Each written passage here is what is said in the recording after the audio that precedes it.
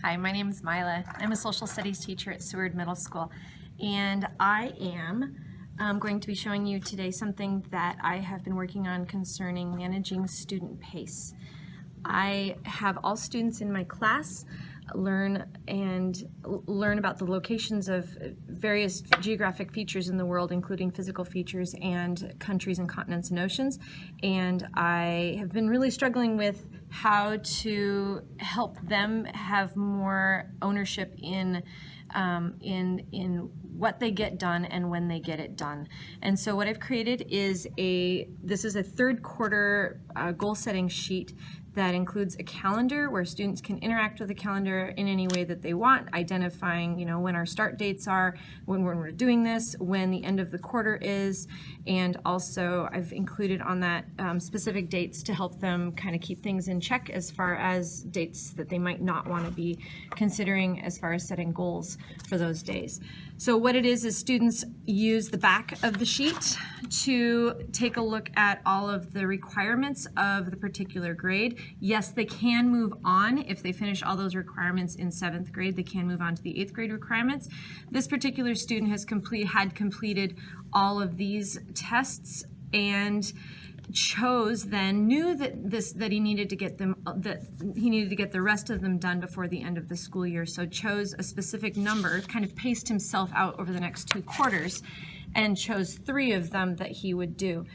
After choosing the test that he would do, he then picked out dates that he would have them done by.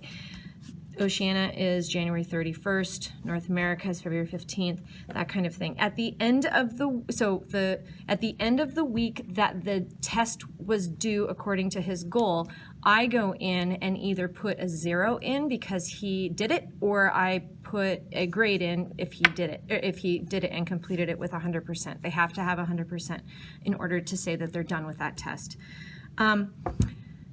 My journey with this, last quarter, I've been doing location tests for a long time, but last quarter I had it set up where they did a goal. They had their goal, they picked out the countries or the tests that they wanted to do, but they just had to have it all done by the end of the quarter. The problem is that I found is that there wasn't any burning urgency in getting those tests done. So by the end of the quarter, I had a large percentage of my class failing this section because they didn't get them done.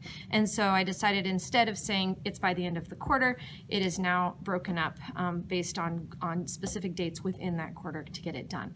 These students can take these tests every single day for the entire quarter, and they can take them once a day for the entire quarter. So if a student misses a goal, they get a 0 in the grade book, but they can then retake that test the next day for 100. If they miss it again, they can take it the next day. And so my hope is that lots of opportunities for success. I found that as far as ownership for students and being able for themselves to be able to articulate their journey, that's been for me the best benefit of this, instead of me being in control and saying you're going to take your test on this day, or at some point during the whole quarter take your test. They're steering their own journey, they're steering their own progress in this by specifically saying what the test will be and by specifically saying what date they'll take it. Thank you.